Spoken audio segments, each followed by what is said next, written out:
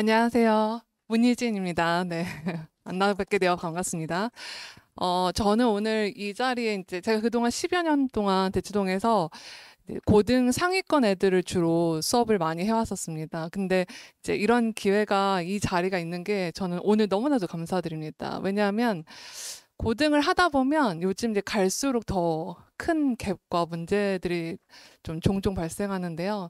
고등 때 사실은 고등을 위해서 중등 때 해야 되는 게 문법이 아닌 그 이상의 것들을 많이 준비를 해와야 하는데 그게 잘 안 돼서 고등에서 많은 좀 오류와 문제와 어려움들이 많이 발생하고 있습니다. 그래서 그거를 이 자리를 통해서 제가 조금 간략하게 꼭 당부 말씀과 함께 꼭 설명을 드리고 싶습니다. 언어 학습의 가장 기본적인 이건 이제 원리이자 모든 언어의 공통된 부분인데요. 어휘와 문법이 베이스고 이 소스를 가지고 언어의 4대 영역을 하는 것입니다. 근데 이제 우리나라 현실의 교육과정의 가장 큰 맹점은 중학교 때까지 너무 문법에만 치중한다는 것이에요. 그래서 중학교와 고등학교의 가장 큰 갭은 독해와 단어죠. 갑자기 중학교 때까지 문법만 막 하다가 심지어 예비고 1, 겨울방학 때까지 너무 문법에 많이 치중한 나머지 고등에 가서 당장 독해에 가장 문제가 드러나죠. 그리고 단어도 마찬가지고요. 그래서 이거를 반드시 염두를 하셨으면 좋겠는데 어휘와 문법은 소스일 뿐이고 우리는 사실은 독해 위주로 방향성을 잡아야 합니다. 제가 계속 이제 제 설명의 마지막 부분까지 꼭 염두하기를 부탁드리는 부분은 길게 보셔야 된다는 거예요. 영어는 사실 다른 과목과 다르게 뭐 학교별 차이가 조금씩 있겠지만 사실은 방향성은 하나입니다. 그래서 이 영어 공부에 있어서 좀 길게 보고 내가 지금 당장 어느 학교 내신의 어떤 방향, 뭐 문법의 치중 이런 것보다는 앞으로 영어 내신과 더불어 고등 수능까지 좀 길게 보고 가는 방향을 꼭 염두하시기를 바랍니다. 네, 자, 그러면 고등 대비 이제 지금 이 시기, 뭐, 고등 입학 전까지 가장 조금 준비할 수 있는 중요한 메리트를 몇 가지 정리해 봤는데요. 첫 번째, 학습 시간을 가장 많이 확보할 수 있는 시기죠. 그러니까 이제 고등 가면 해야 될 게 너무 많죠. 특히 이제 수학이나 과학 같은 경우들도 많고 그러다 보니 지금 영어를 조금 미리 많이 어느 정도 언어적 감각이나 어휘적인 베이스를 많이 쌓아둬야 되는 시기이고요. 두 번째는 배정될 학교 상관없이 기반 학습에 집중할 수 있는 시기입니다. 그러니까 아까 좀 전에 제가 잠깐 말씀드렸지만 학교별로 내신을 미리 공부하기보다는 사실 영어의 가장 기본적인, 기반적인 확실한 베이스를 지금 다져가는 게 가장 중요합니다. 그리고 어느 학교도 제가 대치동에서 안 해본 학교 내신이 없어요. 다 해봤어요. 심지어 외대부고나 대원외고까지 다 해봤지만 어떤 학교도 뭐 문법만 주로 나온다, 뭐 단어만 주로 나온다, 독해만 주로 나온다 그런 학교는 없습니다. 모든 학교가 유형은 다 동일합니다. 거기에서 난이도의 차이가 있거나 뭐 문항 수의 차이가 있을 뿐이지 그런 너무 그 학교의 어떤 타겟팅을 두시고 내가 특정 학교를 위해서 좀 더 준비할 거야. 이거는 사실은 시간적으로 매우 비효율적입니다. 세 번째는 중등과 고등 과정 차이를 빨리 파악할수록 유리합니다. 제가 아까 말씀드렸던 것지만 너무 많이 차이 납니다. 난이도가. 분량도 그렇고요. 학습량도. 그래서 이거는 너무 유리한 포인트고요. 고등학습 태도와 방법을 지금부터 훈련하는 시기입니다. 단순히 중학교 때 내신 범위, 난 내신이 A였어. 그거는 차원이 다릅니다. 네. 그건 너무 적은 양이고 주어진 범위만 성실하게 하는 그 방향이기 때문에 고등에 가서는 사실은 큰 의미가 없습니다. 마지막은 입학 후에 바로 실전에 돌입하기 때문에 지금부터 이거를 잘 다져가야 하는 시기죠. 자, 그러면 고1 특징. 이제 고1이라고 이제 당장 이제 입학했을 때 시기니까요. 간략하게 설명을 드리면 높은 성적 편차가 있죠. 이제 중등에서 드러나지 않던 실력 차이가 확연히 드러납니다. 특히 이걸 두 부류로 나누자면 내신만 하던 중등 상위권이랑 심화가 되어 있는 최상위권이 완전 다릅니다. 제가 방금 전에 말씀드렸지만 우리 아이는 어느 학원에 가나 영어 선생님들이 성실하다고 했어요. 숙제를 빠뜨리지 않고 해온대요. 근데 고등 가니까 내신이 4등급. 왜 그러냐면 심화가 안 돼 있는 거죠. 중등의 단지 교과서 3개 과에 해당되는 범위만 공부하기 때문에 그거는 정말 겉보기에 잘하는 것 같은데 막상 언어적 감, 언어의 이면의 의미, 문맥상의 의미, 어휘의 심화 이런 게 다 빠져있기 때문에 가서 이제 최상위권이나 상위권조차도 탈환하지 못하죠. 네. 그래서 이걸 반드시 염두하셔야 되겠고요. 두 번째는 영어 공부의 누적량이 확연히 차이가 납니다. 방금 그거와 같은 맥락이죠. 마지막은 고등 영어 학습 방법이 미숙합니다. 이게 제일 제가 강조드리는 포인트 중에 하나인데 이건 사실은 모든 학생들 다 해당되는 거죠. 인지와 암기를 혼돈하죠. 인지. 내가 이거 이해했어. 그냥 나 이거 이해했으니까 외웠다고 착각해요. 근데 막상 시험장에 가거나 막상 테스트를 보려면 생각이 안 나죠. 헷갈리고. 그래서 아이들이 자꾸 이해한 것과 암기한 것을 자꾸 착각하죠. 그걸 반드시 훈련해야 됩니다. 확실히 암기가 됐는지, 언어가 확실히 머릿속에 들어가 있는지 확인해야 합니다. 그리고 효율적인 시간 활용이 부족하죠. 이 연습을 반드시 해야 되고요. 모든 과목이 마찬가지지만 저는 무조건 아이들한테 저학년 때부터 시간을 재고 공부하라고 가르칩니다. 예를 들어서 어떤 아이에게 똑같이 10문제 독해 지문을 분석해 오라고 시켰는데 과제로 어떤 날은 10문제를 풀고 분석까지 하는데 1시간이면 충분했는데 어떤 날은 3시간이 걸려요. 아이는 난 열심히 했어 라고 생각하죠. 결과값만 보고 10문제를 했으니까.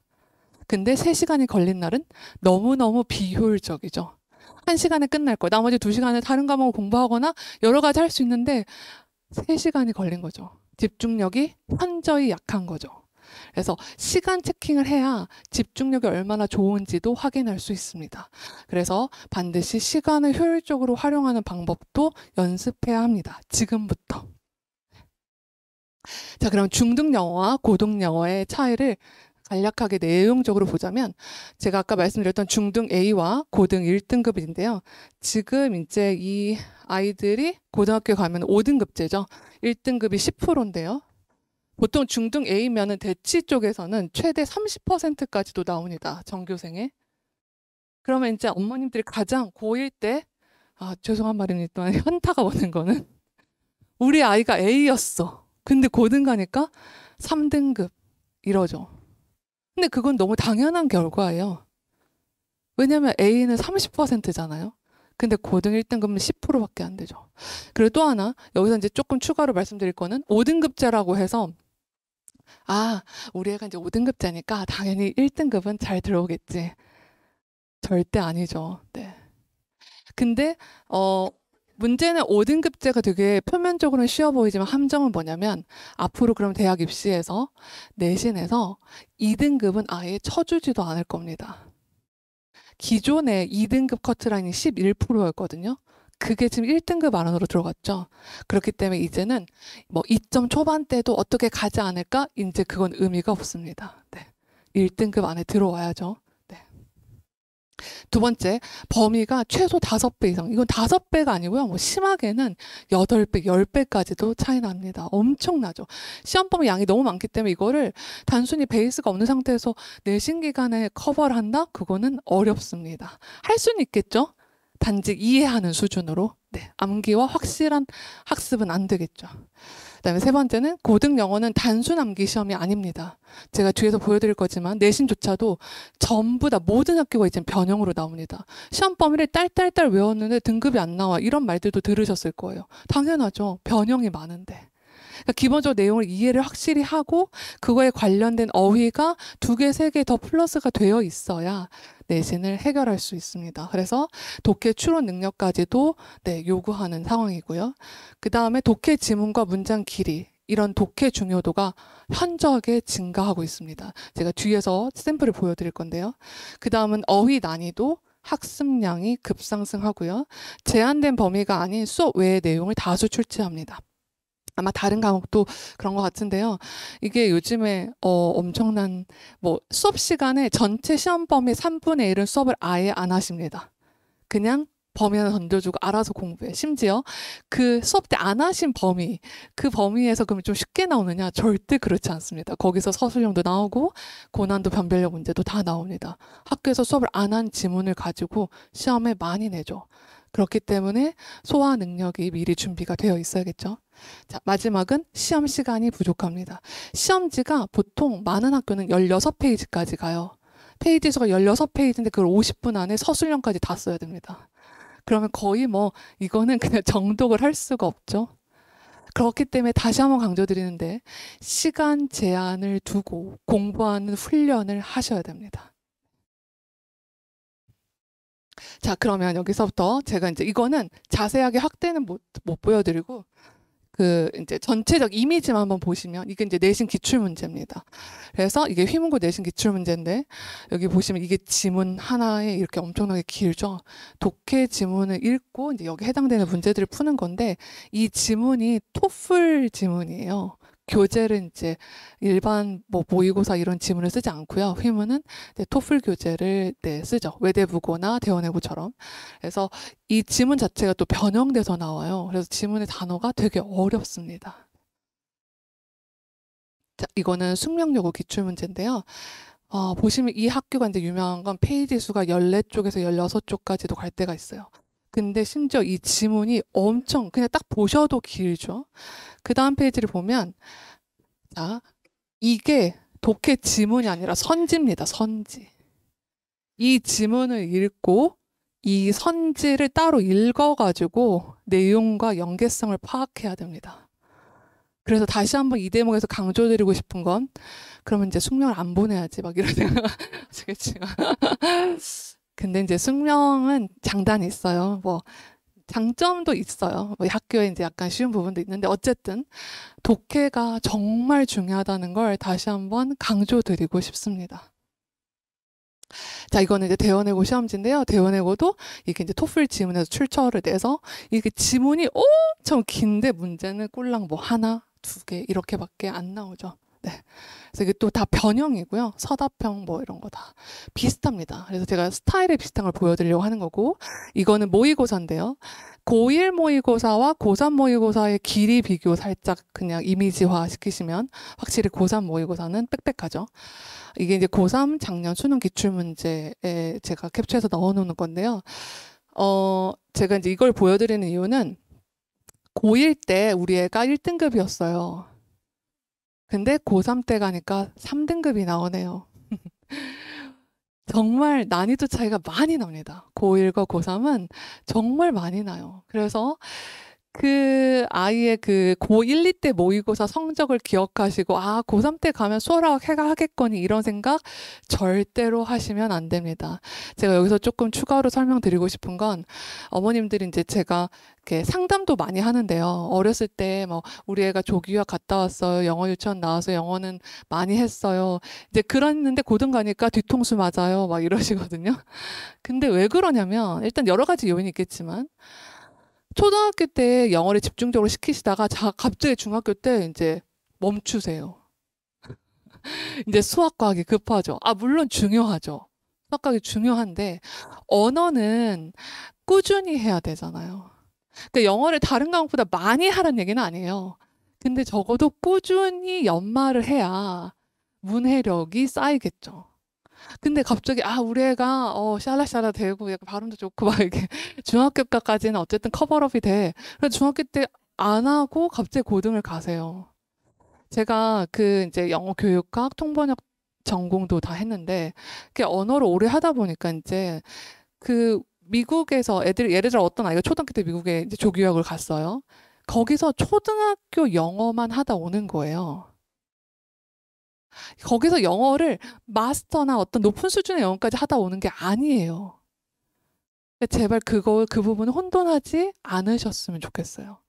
또 하나, 그 렉셀 지수라는 게 있죠. 그 독해 지문의 어떤 난이도를 결정하는 미국에서 세팅해 놓은 어떤 레벨이 있는데 그 렉셀 지수가 저희 고등 3학년에 렉셀 지수는 1,400이 나옵니다.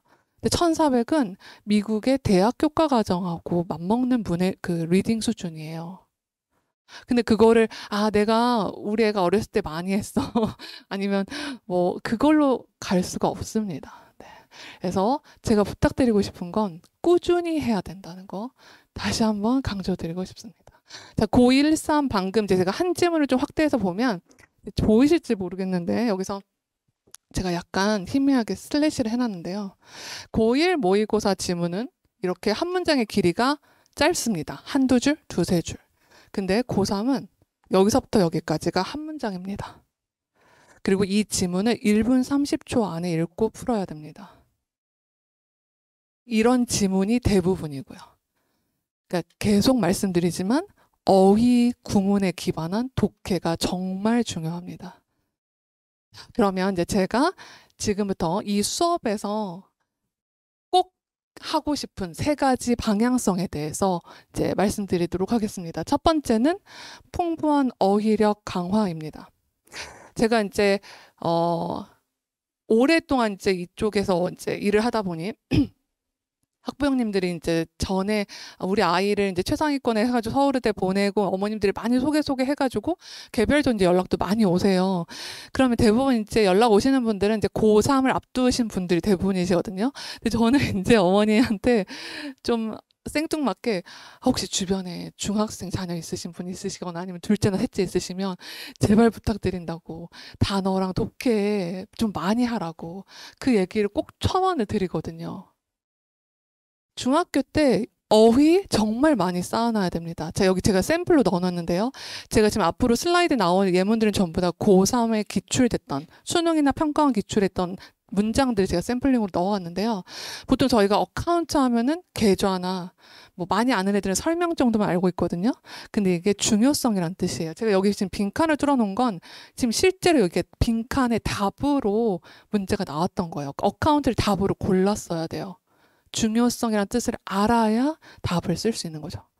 두 번째 문장도 affect가 보통 영향을 미치다 이 정도만 알고 있잖아. 영향, 근데 그게 아니라 감정이란 뜻입니다. 세 번째 문장에서도 temporal resolution 이게 답이었거든요. 선지의 답. 근데 temporal resolution 애들이 일시적 해결책 이러고 해석하고 있죠. 이건 시간 해상도란 뜻으로 해석해야 답을 고를 수 있습니다. 마지막은 mobilize 수능 기출 문장이었는데 mobilize 애들이 모바일 그래 움직이게 하다 막 이렇게 유추하거든요. 근데 아닙니다. 저거는 동원하다, 활용하다, 이용하다라는 뜻으로 해석해야 답을 고를 수 있습니다. 지금 제가 밑줄 전원 표현들 전부 다 선지 답이었습니다. 문맥에서 유추할 수 없죠. 저 단어 뜻을 알아야 답을 고를 수 있겠죠. 그래서 다시 한번 강조드리는데 어휘를 정말 많이 하셔야 됩니다. 자, 이거는 이제 제 수업에서 서울대 갔던 아이가 공부했던 샘플을 제가 이제 사진을 찍어놔가지고 샘플로 올려놓은 건데 단어책을 공부할 때 제가 항상 아이들한테 강조하는 건 제발 책을 깨끗하게 쓰지 마라. 그리고 너무 비효율적이잖아요. 가장 공부는 효율성이 중요한 건데 심지어 단어를 외우라고 하면 애들이 어떻게 하냐면 막 다 장어책은 깨끗한데 따로 노트에 막 정리해요. 열심히. 심지어 어떤 노력까지 하냐면 컴퓨터로 타이핑까지 열심히 해요. 깔끔하게 정리하죠. 엑셀 파일로. 근데 안 외우죠. 문제는 가장 중요한 건 저게 막 무슨 글씨인지 못 알아본다 하더라도 머릿속에 집어넣는 거예요. 그래서 단어책을 노트처럼 단어책을 여러 번 짧게 자주 반복하는 게 단어는 가장 중요합니다. 그래서 단어를 외울 때 한 자리에 막 4시간씩 앉아서 외우는 건 아무 의미가 없습니다. 아까 제가 처음에 뭐라고 말씀드렸죠? 어휘는 소스일 뿐이다. 그래서 소스는 20분, 10분 이렇게 짬짬이 하루에 2-3번, 3-4번 자주 보는 게 가장 효율적입니다. 그래서 단어를 너무 메인 시간을 잡고 앉아서 공부하면 안 되고 다만 너무 중요한 소스이죠. 네. 그래서 제가 단어 시험을 이제 이런 식으로 시간을 재고 보는데요.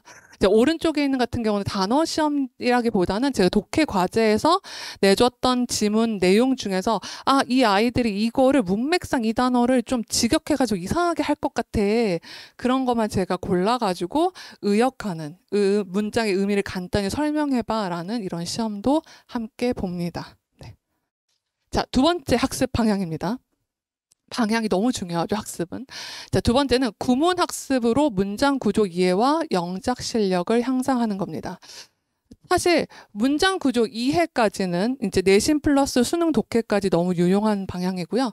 이제 영작은 이제 고등 내신에서 너무 중요하죠. 모든 학교가 서술형이 영작이 있죠. 심지어 단어를 다 주지도 않고 한 몇 개, 한 두세 개 단어 던져놓고 20개 단어로 완성하시오 막 이러죠. 그렇기 때문에 영작 연습을 반드시 미리 해야 합니다. 자, 제가 이제 이거는 샘플로 두 문장을 넣어놨는데요. 여기 이제 너무 길어서 보기가 좀 그런데 여기 밑줄 친 곳, 그 부분만 핵심 아이디어로 캐치하면 이 문장의 의미를 다 파악할 수 있는 거죠. 그래서 이 구조가 지문을 읽을 때 선명하게 빨리빨리 캐치가 돼야 돼요. 아, 이 문장 여기까지 한 의미고 여기서 이게 핵심 단어구나. 자, if 만약에 animal occupies a larger territory 한다면 그게 트루팅 이리저리 왔다 갔다 하는 건 wasteful이야. 너무 큰 영역을 차지하고 있으면 왔다 갔다 하는 건 낭비적이야. 이 정도만 파악하면 너무 베스트예요. 근데 이거를 하나하나 다 직역하고 있잖아요. 해석을 다 쓰고 있잖아요.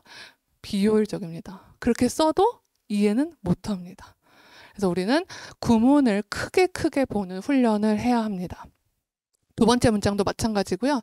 이 문장 같은 경우는 이 not so much ASB 구문이라는 게 있는데 이 구문을 모르면 해석할 수가 없습니다. 해석이 이상하게 가죠. 그래서 이런 구문을 미리미리 간파해 놔야 합니다. 네.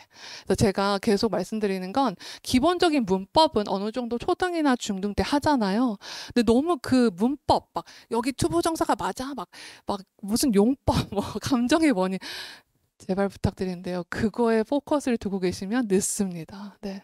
그거는 사실은 제가 제 수업을 듣는 고등 애들은 너무 좋아하는 파트이기도 하고 애들이 많이 공감해 주는데 저는 수업할 때 문법 설명할 때요. 어떤 유명한 언어학자가 그랬어요. 모든 언어의 품사만 이해하면 그 나라 언어의 80% 이상을 이해하는 거다. 그러니까 문법은 저희 나라에 이제 문법서가 되게 많잖아요. 디테일한 설명도 정말 많고요. 사실은 그것보다 가장 중요한 건 단어의 품사만 알아도 모든 문법 문제 다 해결이 돼요. 근데 품사에 포커스를 두지 못하고 너무 그런 용어나 그런 쓰임에 집착하다 보니 애들이 문법 문제만 푸는데 급급하지 사실은 독해가 안 되는 거예요. 그래서 구문과 독해 중심으로 가는 걸 정말 강추드립니다. 네, 이거는 이제 제가 이 수업에서 하게 될 방향인데요. 구문을 이제 제가 수업 시간에 설명을 하고 그 구문에 해당되는 시험을 이렇게 봅니다. 영작 시험은. 실제 고등 내신 스타일이고요. 단어를 몇 개를 주고 주어진 한글에 맞춰서 이 문장을 영작하는 시험을 보고요. 제가 이제 이거 채점을 다 해줍니다. 그래서 여기서 대안이 될 만한 것도 제시를 해보고 뭐 단어들도 제시를 해보고 이런 식으로 그래서 영작을 미리 하고요. 자, 세 번째는 제가 이제 제일 고등에서 가장 많이 힘을 주는 파트입니다. 단어 직역이 아닌 의미 이해 중심 독해입니다. 이거는 사실 꼭 좀 기억하셨으면 좋겠어요. 제가 수업 시간에 정말 거의 모토, 슬로건처럼 사용하는 거거든요. 자, 여기 예문을 네 가지를 다 보진 않을 건데요. 자, 한번 보시면 이 뒤에 슬라이드를 갖다가 한번 다시 올게요. 독해란 이게 국립특수교육원의 교육학 용어 사전에 나와 있는 정의인데요. 독해는 글을 읽어서 뜻을 이해하는 것이다. 독해는 연계된 생각 속에 숨겨져 있는 구상적 활동이다. 근데 그 구상적 활동이 뭐냐? 단순한 정보의 나열이 아니라 그 정보를 토대로 깊이 있는 이해를 하는 것이다. 자, 그렇다면 여기서 질문을 하나 던지고 싶은데요. 고등에서 대부분 독해를 공부한다 혹은 독해 수업을 받는다 하면 어떤 방향이 대부분이냐면 선생님이 앞에서 한국어로 하나하나 다 해석해줘요. 그리고 아이들은 앉아서 그렇구나 이러고 있죠. 그건 독해일까요? 이 정의에 따르면? 아니죠. 진짜 중요한 건 독해는 본인이 직접 글을 읽어서 이해하는 겁니다. 시험장에 가서도 그렇게 하는 거고요. 사전도 찾을 수 없고 누구한테 물어볼 수도 없죠. 해석지를 볼 수도 없습니다. 그런데 우리는 현실적으로 어떻게 공부하죠? 그냥 다 직역해 주는 거 읽고 있거나 아니면 한국어 해석지를 자꾸 참고해요. 제가 수업 시간에 절대 해서는 안 된 두 가지를 얘기하거든요. 한국어 해석을 쓰는 거 절대 하면 안 됩니다. 혹시 그러고 있다면 점검해 주세요. 제가 더 이상의 코멘트는 하지 않겠지만 그런 경우들 너무 왕왕 와가지고요. 숙제로 한국어 해석 밑에 다 써가요. 직독직해로. 근데 그럼 이거 너 무슨 말인지 알아? 그럼 모른대요. 그렇게 쓰는 게 시간 낭비이기도 하지만 사실 써도 뭔 말인지 모른다는 게 문제거든요. 자, 두 번째는 해석지를 막 읽어요. 모르니까 그 참고는 할 수 있겠죠? 문제는 이제 어머님들도 혹시 공부 봐주시다 그런 경험 있으시죠? 한국어 해석지를 봤는데 뭔 말인지 모르겠다. 네, 거의 AI 뭐 직독직해 돌려놓은 버전이죠. 자, 그 샘플을 여기 제가 보여드리겠습니다. 이 네 지문이 실제로 고3 수능에 나왔던 기출 문장들인데요. 자, 첫 번째 예문만 살짝 보자면 Generalization promotes cognitive economy라는 문장이 있었습니다. 이게 주제문이었어요. 근데 정답지 해석에 어떻게 나와 있냐면 한국어로 일반화는 인지 경제성을 촉진한다. 자, 이 한국어 딱 보셨을 때 나 저거 무슨 말인지 알겠어 라고 하시면 너무 베스트인데 애들은 보통 와닿지 않습니다. 이게 직독직해의 맹점이죠. 그래서 제가 아까 말씀드렸던 단어 직역이 아니라 의미 이해의 독해를 하셔야 됩니다. 수업 시간에 고3들은 이제 이걸 어떻게 시험을 보냐면 이런 문장을 주고 아까 제가 앞에서 보여드렸죠. 샘플로. 자, 이거 의미가 뭔지 설명해.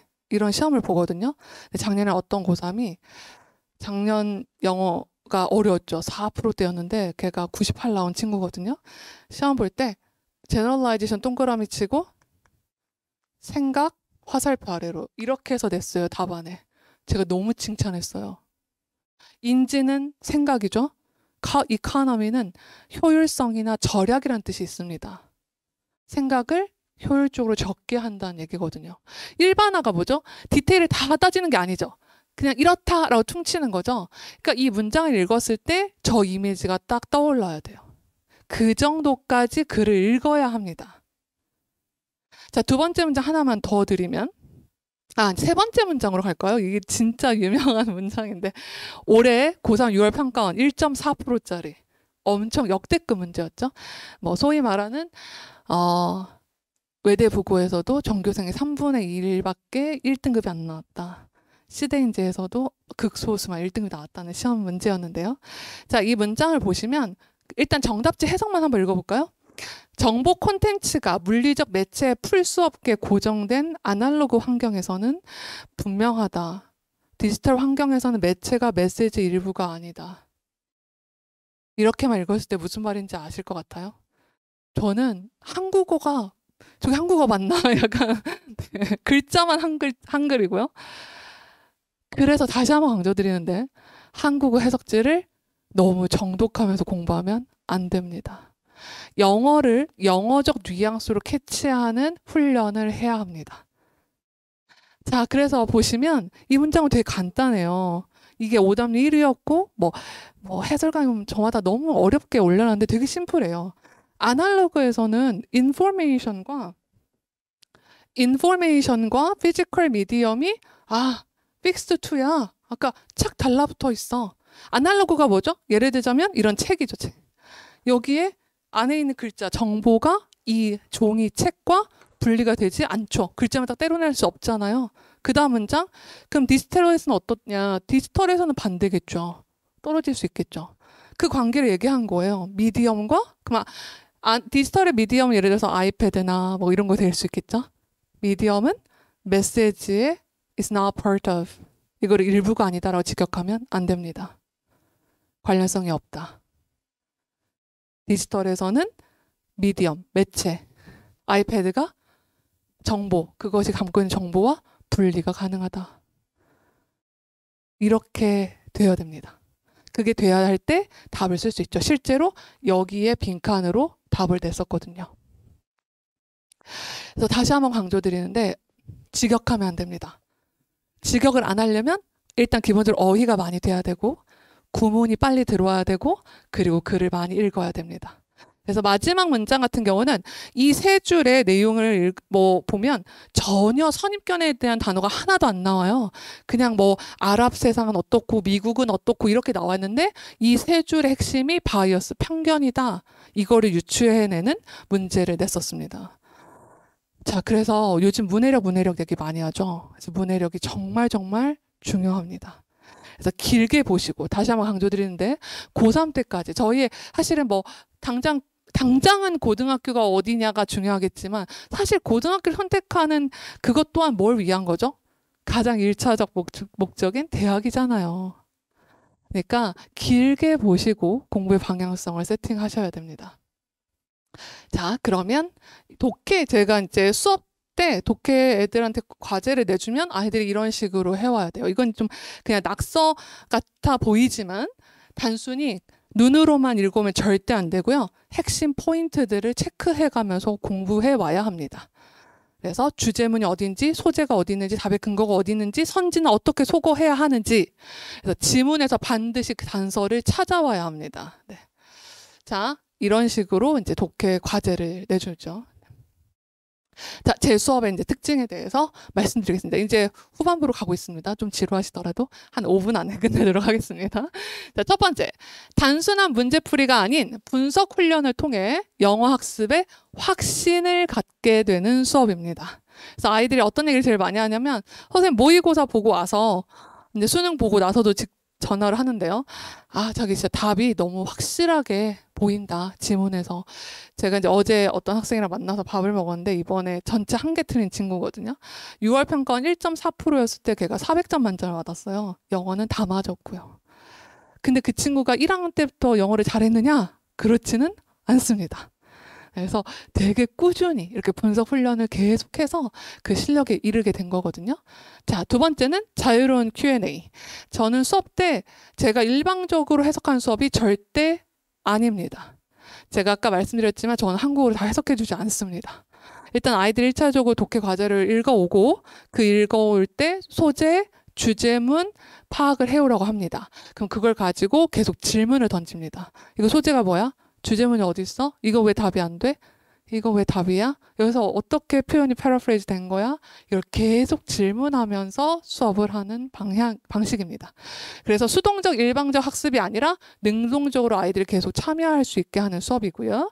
세 번째는 풍부한 어휘력 강화나 아까 말씀드렸던 의역, 추상적 이해 이런 의미를 쓰라는 시험을 보죠. 그래서 그런 훈련을 하는 수업이고요. 네 번째는 고등 내신 대비 암기랑 영작, 아까 영작 테스트 반드시 하죠. 네. 고등의 모든 난이도 내용을 연습하고요. 이거는 무슨 말이냐면 수업 때 이제 저희가 모의고사 테스트를 할 거예요. 매 시간. 그래서 그 테스트를 하고 그걸 가지고 또 분석을 하고 그럴 때 이제 고1, 2, 3 모의고사를 다 다룰 겁니다. 뭐 고1만 한다거나 그러진 않고요. 네, 다 할 겁니다. 그래서 마지막 제가 추구하는 방향은 어휘와 어법을 가지고 구문으로 적용을 하고 그 구문에서 적용된 거를 다시 독해에 적용하는 그렇게 가는 방향이 제 수업의 특징입니다. 자, 수업 구성은 첫 번째, 어휘를 매주 이렇게 외워와야 하고요. 근데 사실은 이거는 평균적인 세뇌겠지, 뭐 아이들마다 어떤 아이들은 뭐 일주일에 6개, 7개도 암기해 오거든요. 잘 되어 있는 아이들은. 그래서 그거는 개인차. 저는 단어 시험이 제 또 특징이 뭐냐면 아이들마다 시험지가 다 달라요. 제가 다 다르게 만들어줍니다. 그래서 아이들의 역량에 따라서. 네. 그래서 시험 이렇게 보고요. 두 번째는 어법 및 구문 영작 암기. 그래서 문법 카테고리별로 묶어가지고 제가 영작 구문 연습을 할 겁니다. 예를 들어서 첫 시간에 주어 동사 수일치 도치 구문에 관련된 연습을 하고 그 다음에 준동사 파트 뭐 이런 식으로 할 거고요. 자, 세 번째는 독해 분석. 고1에서 고3 난이도 독해 분석 연습을 할 겁니다. 사실 이 내용은 여기 14쪽에 네, 나와 있습니다. 자, 그리고 수업 진행은 모든 테스트는 타이트한 그 제한 시간 내에 진행이 되고요. 첫 번째 딱 오자마자 아이들이 이제 과제를 다 내죠. 물론 조교생도 계시고요. 어휘 테스트랑 독해 과제, 의역 테스트 쫙 보고요. 이거 한 10분에서 12분 안에 끝나거든요. 그리고 이제 구문 영작 테스트 한 10분 정도 쭉 보고요. 한 번에 한 7개에서 8개 문장 정도 영작 테스트 보고 마지막에 독해 미니 모의고사 한 10문제에서 12문제 정도 보고 그리고 이제 네, 수업으로 진행이 됩니다. 네, 이제 마무리입니다. 앞에서 말씀드렸던 걸 다시 한번 각인시켜 드리고자 네, 다시 한번 서머리 하겠습니다. 길게 보셔야 됩니다. 그리고 문법만 하고 계시면 안 됩니다. 나중에 갭 차이가 너무 크게 나거든요. 자, 그래서 어휘, 구문, 영작, 독해까지 지금 중등 과정에서 어느 정도는 하셔야 합니다. 첫 번째, 풍부한 어휘력 강화 꼭 하셔야겠고요. 두 번째, 구문 학습, 문장 구조 이해와 영작 실력을 향상시켜 드릴 겁니다. 세 번째는 아까 가장 중요하게 말씀드렸던 단어 직역이 아닌 의미 이해 중심으로 독해를 훈련해야 합니다. 그래서 이게 제가 수업에서 가장 중요하게 추구하는 방향이라고 말씀드릴 수 있겠습니다. 네. 마지막은요, 그냥 보너스인데요. 제가 얼마 전에 이제 교육에 관련된 책을 읽다가 이런 맥락이 있었어요. 사실 저도 아이들 막 푸시할 때 고민 많이 하거든요. 어디까지 세게 밀어붙여야 되나? 안쓰럽잖아요. 근데 이런 문구가 있었어요. 우리가 아이들에게 공부를 강조하는 이유는 공부가 힘겨운 과정을 포기하지 않고 꾸준히 열심히 해야 얻을 수 있는 결과이기 때문에. 그래서 저희는 공부를 처음엔 학습을 하지만 그 다음에는 훈련을 해가야 되는 것이죠. 그래서 이런 마음으로 아이들에게 꾸준한 인내심과 어떤 엉덩이 싸움 그런 걸 좀 길러주고 싶은 마음에 계속 푸시를 하게 됩니다. 어머님들도 단순히 단장의 어떤 고입보다는 좀 길게 보시고 방향성을 잘 잡아서 영어를 어떤 가이드를 해나가시길 간곡히 부탁드립니다. 네, 오늘 여기까지 하겠습니다. 감사합니다.